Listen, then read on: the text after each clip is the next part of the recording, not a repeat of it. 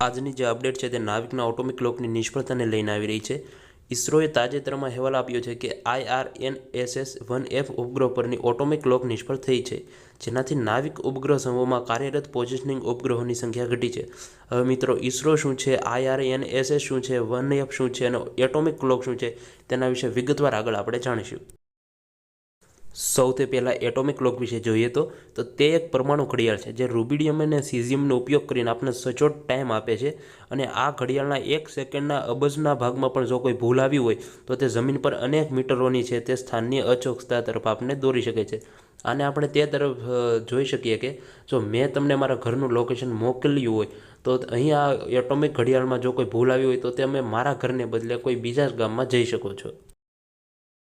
હવે આપણે નાવિક satellite system વિશે જોઈએ તો નાવિક એટલે કે નેવિગેશન વિથ ઇન્ડિયન કન્સ્ટેલેશન, જે મૂળ રૂપે IRNSS એટલે કે Indian regional navigation satellite system તરીકે ઓળખાતી હતી, તે ભારતની સ્વતંત્ર પ્રાદેશિક સેટેલાઇટ નેવિગેશન સિસ્ટમ છે।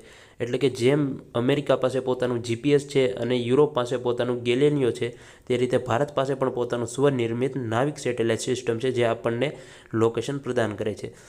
તેમનો પ્રથમ ઉપગ્રહ છે IRNSS-1A, જે જુલાઈ 2013માં લોન્ચ કરવામાં આવ્યો હતો। આ સિસ્ટમ 2016 સુધીમાં 7 ઉપગ્રહો સાથે પૂર્ણ કરવાનો હેતુ હતો।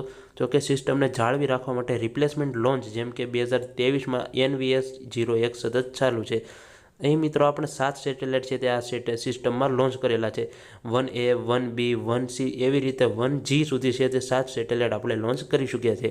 આ સેટેલાઇટનો ઉદ્દેશ શું છે તો મુખ્યત્વે ભારત અને તેની સરહદોની આસપાસ આશરે 1500 કિલોમીટર સુધી વિસ્તરેલા પ્રદેશમાં વિશ્વસનીય પોઝિશન, નેવિગેશન અને ટાઈમિંગ સેવાઓ પૂરી પાડવાનો છે, જેથી અમેરિકન GPS જેવી વિદેશી સિસ્ટમો પરની નિર્ભરતા ઘટે અને વ્યૂહાત્મક સ્વતંત્રતા સુનિશ્ચિત થાય। આ સેટેલાઇટ સિસ્ટમ છે તે આપણે ડ્યુઅલ સર્વિસ એટલે કે 2 પ્રકારની સર્વિસો પ્રદાન કરે છે। એક છે નાગરિકો એટલે કે આપણા જેવા સામાન્ય નાગરિકો માટે સ્ટાન્ડર્ડ પોઝિશનિંગ સર્વિસ એટલે કે SPS, અને બીજી સર્વિસ છે તે લશ્કર ઉપયોગ માટે એટલે કે એન્ક્રિપ્ટેડ સિગ્નલ ધરાવતી રિસ્ટ્રિક્ટેડ સર્વિસ પૂરી પાડે છે, જે ફક્ત આર્મી માટે જ હોય છે। આપણી માટે જે સર્વિસ આપવામાં આવે છે તેનું લોકેશન તકરીબન 10 મીટરના એરિયામાં હોય છે, પરંતુ આર્મી માટે જે તે સર્વિસ આપે છે તે ચોક્કસ પ્રકારનું હોય છે, એટલે કે તેના લોકેશનમાં કોઈ પણ પ્રકારનો ફેર હોતો નથી, પરંતુ આપણને જે સર્વિસ મળે છે તેમાં 10 મીટર જેટલો ફેર હોઈ શકે છે અને તેની ચોકસાઈ પણ ઘણી છે। ઉપગ્રહો હંમેશા ભારતની ઉપર રહેતા હોવાથી તેઓ GPSની સરખામણીમાં ગાઢ જંગલો અને પર્વતીય વિસ્તારોમાં વધુ સારી ચોકસાઈ છે તે આપણને પ્રદાન કરે છે।